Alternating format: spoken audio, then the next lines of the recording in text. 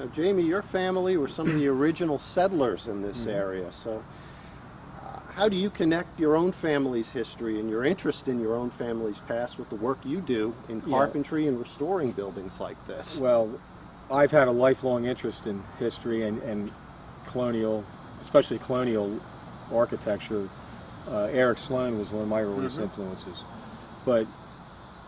So I've had a lifelong interest in it to a certain degree. When I met Joan Berkey and became her assistant, unpaid assistant, it opened up a brave new world to me. And as much as I love the my emphasis has always been the architecture. I can't study the architecture without studying the people, all the other aspects of their lives, and it surprises me that no one had ever, Joan is a true pioneer, no one has, as I was saying earlier, nobody ever studied the architecture here, the early architecture, period. I mean, not in a light-hearted way, not in pretty much in any way. It's a wide open frontier for Joan, and a lot of the other counties down here are as well. But one thing I'll say, studying, I spend a lot of time researching the people here, not just the buildings, every aspect of their life, and I spent a lot of time in Lancaster County, and I've developed friendships with a lot of Mennonites, old order Mennonites and Amish people, and as time goes by, the more time I spend with these later Anabaptists, they're Anabaptists just like our Presbyterians and Baptists were here, my ancestors, they spoke German, these guys spoke English. The more time I spend with them, the more I realize they still live. Not their dress, their speech, their thought processes, the way their everyday life I recognize the way they live in what I find in the records here of the early Cape May settlers. The fact that all these buildings were moved in here, it's part of the tradition. My ancestors have been moving buildings around like I like to say like musical chairs for hundreds of years. And so when Dr. Joe and Ann Salvatore moved these buildings in here 30 years ago, they're just they just did it with a new twist, moving them together for people to see. So that's a good point to remember too, that moving buildings is not something that began in the 20th century. Our ancestors were doing that in this area for hundreds of years. Well, Jamie makes a good point. You really were a pioneer at doing this. What brought you to the field of architectural history and to study these older buildings? Well, back in the early 80s, my now ex-husband and I bought an old house in Bordentown. And my first degree was in English. And I thought, I wonder how old this house in Bordentown really is. So I picked up the phone and tried to figure out, who should I call to help me learn how to do this. Called the State Preservation Office, and the gentleman I talked to, Terry Karshner, who's now retired, was from Bordentown. So he kind of took me under his wing and he said, here's what you need to do. So on a very amateur basis, I kind of taught myself how to do it. And as I'm learning, I'm going, I would love to do this for a living. So that prompted me to go back. I got a second degree in historic preservation. That was in 1981. And I've been doing it ever since. But how did I get on to what was happening in Cape May County?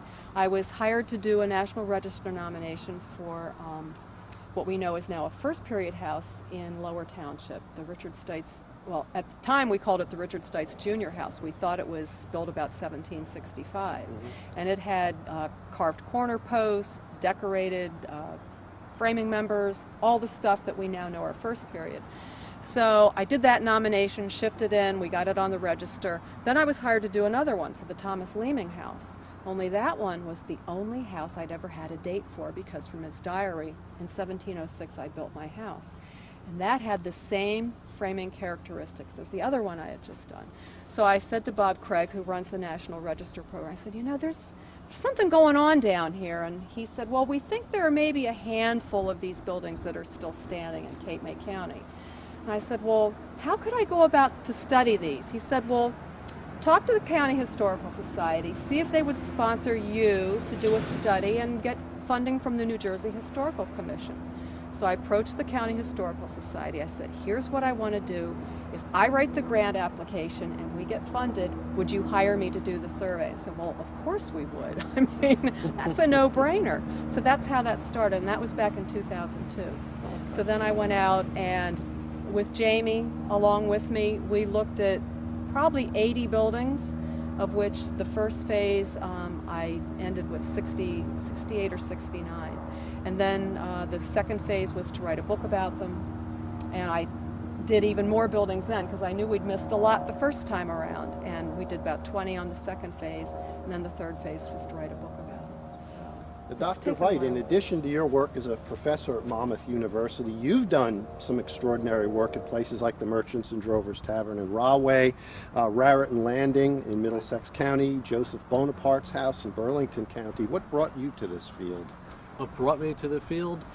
The bicentennial brought me to the field when my father took me out to do gravestone rubbings in Westfield's historic cemetery. And I got very interested in sort of early American history. Drifted away from that later, but came back in sort of college and graduate school. And I think the great thing about buildings and the great thing about the work that Joan and Jamie are doing here is we're seeing part of the story here, and as Jamie said so eloquently, you know, it's about the people, and I think archaeology, the type of archaeology I do, helps us understand those people as well. So if we see the houses as sort of the ultimate features, archaeological features in a sense, but above ground. In a way, they take the houses apart.